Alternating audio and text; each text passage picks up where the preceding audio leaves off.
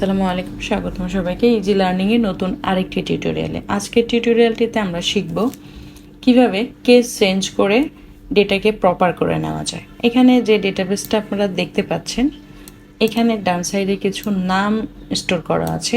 এই নামের মধ্যে কিছু সমস্যা আছে। দেখেন, আমরা সাধারণত জানি প্রত্যেকের নামের ফার্স্ট লেটার ক্যাপিটাল হয়, বাট এই ডেটাবেজে র্যান্ডম কিছু ব্যাপার আছে।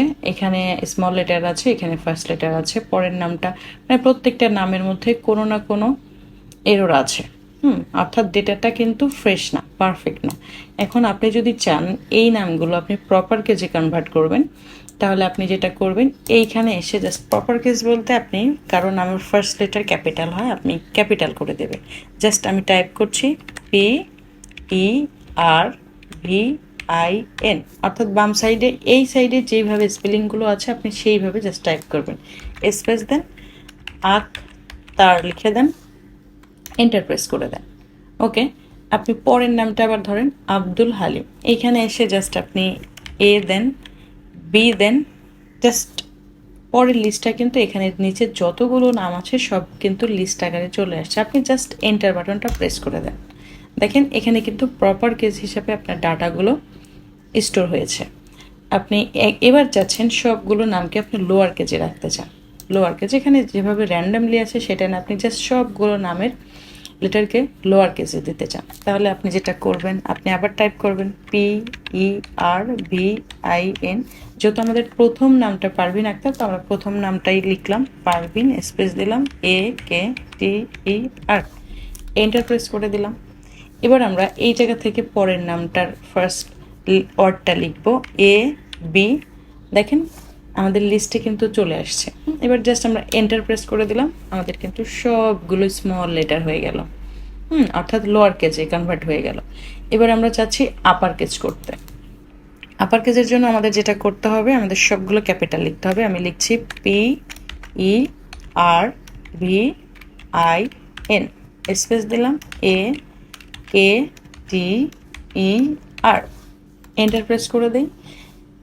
ওকে, আমরা পরের নামটা, এই নামটাও কিন্তু ক্যাপিটাল দেব AB। দেখেন এখানে লিস্টটা কিন্তু চলে আসছে। জাস্ট আপনি এন্টার করে দেন, আপনার নামের কেসগুলো কিন্তু চেঞ্জ হয়ে গেছে খুব সহজেই।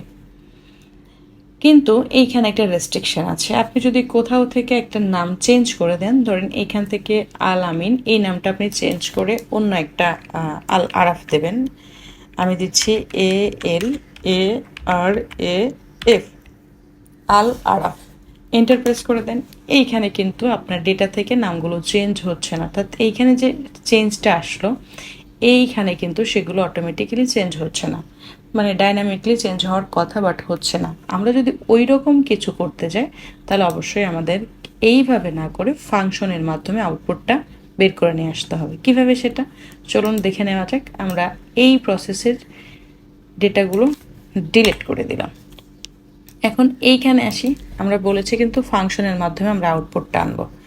আমরা জাস্ট এখানে প্রপার কেজের আমরা ইকুয়াল সাইনটা কল করে দিলাম। প্রপার কেজ, এই যে ফাংশনের নামটা হচ্ছে প্রপার কেজ, আমরা লিখব PRO, প্রপার কেজ লিখে এইখানে ডাবল ক্লিক করে দিতে পারেন, অথবা কিবোর্ড থেকে ট্যাব বাটনটা প্রেস করে দিতে পারেন। ওকে, এই যে সিনট্যাক্সটা দেখতে পাচ্ছেন এইখানে, এই যে সিনট্যাক্সটা, এইখানে প্রপারের পরে কিন্তু ব্র্যাকেটের মধ্যে টেক্সট চেয়েছে, তো আমরা ব্র্যাকেট দিয়েছি। টেক্সট কোনটা, আমাদের টেক্সট হচ্ছে এটা। আমরা ক্লিক করে জাস্ট এন্টার বাটন প্রেস করে দিলাম, আমাদের প্রপার কেসটা কিন্তু চলে আসছে। তেমনিভাবে এইখানে আমরা লোয়ার কেস কল করব, ইকুয়াল সাইন কল করলাম, আমরা লোয়ার কেস LOWER, লোয়ার, এই ফাংশনের নামটা লিখে জাস্ট ডাবল ক্লিক করে দিলাম, অথবা ট্যাব বাটনও প্রেস করতে পারেন। এখানে টেক্সট কোনটা, আমাদের টেক্সট এটাই, আমরা ক্লিক করে দিলাম, এন্টার করে দিলাম। এখানে কিন্তু সবগুলো লেটার কিন্তু লোয়ার অর্থাৎ স্মল আসছে। ওকে, আমরা এবার এইখানে আসছি, এখানে এসেও ইকুয়াল সাইন কল করছি। আমরা আফার যে ফাংশনটা আছে সেটা কল করব, UPPER, এই যে এখানে সামনে চলে আসছে, আপনি এটাকে জাস্ট ডাবল ক্লিক করে দেন। ওকে, এখানে টেক্সটটা আমরা এটা নিচ্ছি, এন্টার প্রেস করে দিলাম। আমাদের কিন্তু সবগুলোর আউটপুট, এখানে প্রপার চেয়েছি প্রপার আসছে, এখানে লোয়ার চেয়েছি লোয়ার আসছে, এই জায়গাতে আপার চেয়েছি আপার আসছে। এখন বাকিগুলোর কি হবে?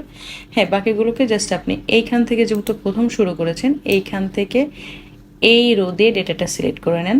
সিলেক্ট করে এই যে যে সবুজ পয়েন্টটা আসছে এটাকে ফিল হ্যান্ডেল বলে। এই যে যে এইখানে যে সবুজ পয়েন্টটা আসছে এই জায়গায় সবুজ পয়েন্টের এইখানে জাস্ট মাউসটা রাখেন, দেখেন চিকন করে একটা প্লাস সাইন আসছে। এখন আপনি জাস্ট ডাবল ক্লিক করে দেন, দেখেন আপনার ডাটাগুলো কিন্তু এখানে সুন্দর করে রিস্টোর হলো। এখন আগের যে ফরম্যাটে আমরা ডেটাগুলো স্টোর করেছি বা কনভার্ট করেছি, এখনকার ফরম্যাটের মধ্যে পার্থক্যটা আপনি ধরেন এইখানে আমরা একটা নাম চেঞ্জ করব, এমবি জিন্না আলীর জায়গাতে আমরা লিখব নাহিদ ইসলাম। তাহলে আমরা লিখছি NAHID Nahid Islam. Enter press করে দিলে কিন্তু আমাদের এই ডেটাবেস থেকেও কিন্তু নামগুলো চেঞ্জ হয়ে গেল, অর্থাৎ আমাদের আউটপুটটা ডাইনামিক। হ্যাঁ, আশা করি বিষয়টা বুঝতে পেরেছেন। তবে এইখানে আরেকটা ব্যাপার হচ্ছে, আপনি যদি এইখানে এই সোর্সের উপর ভিত্তি করে কিন্তু আমার আউটপুটটা এইখানে এরকম আসছে, কোনো কারণে যদি আপনি এই সোর্সটা ডিলিট করে দিতে চান, ধরেন এটাকে ডিলিট করে দেবেন, তাহলে কিন্তু এইগুলো রেফারেন্স এরর দেখাবে। অর্থাৎ আপনার মূল যে ডেটাটা, যে ডেটার উপর বেস করে আপনি ফাংশনগুলো ব্যবহার করে আউটপুট এনেছেন, সেই ডেটাটা এখানে থাকতে হবে। হ্যাঁ, এইখানে থাকতে হবে, থাকলে এগুলো ঠিক থাকবে। এই ডেটাটা ডিলিট হয়ে গেলে বা এই কলামটা ডিলিট হয়ে গেলে এগুলো কিন্তু ঠিক থাকবে না। এখন আপনি চাচ্ছেন যে এগুলো ডিলিট করবেন, এগুলোও ঠিক রাখবেন, তাহলে কি করবেন? তাহলে আপনাকে যেটা করতে হবে, এই ফাংশন রিলেটেড এরিয়া সিলেক্ট করতে হবে, Ctrl+C দেন, Ctrl+V দেন, দেন এই যে যে অ্যারোটা আসছে এখানে আসেন, এখানে এসে এই যে 1 2 3 যে অপশনটা ভ্যালুস, এই অপশনটা ক্লিক করে দেন। এবার চাইলে আপনি এখানে ডাবল ক্লিক করে দিতে পারেন। এবার কিন্তু এটা আপনি ডিলিট করে দেন। এখানে দেখেন, এখানে কিন্তু আর ফাংশন নেই, এখানে কিন্তু কোনো ফাংশন শো করছে না। এখানে যে ডেটা সেই ডেটাই থাকছে। আপনি জাস্ট এখন এই জায়গাতে এসে এই অপশনটা ডিলিট করে দিলেও কিন্তু আপনার এখানে ঠিক থাকবে। আশা করি বিষয়টা বুঝতে পেরেছেন। আপনি একটু প্র্যাকটিস করে দেখেন, হয়ে যাবে ইনশাল্লাহ। ইজি লার্নিংয়ের সাথে ইজিলি শিখুন। ধন্যবাদ সবাইকে।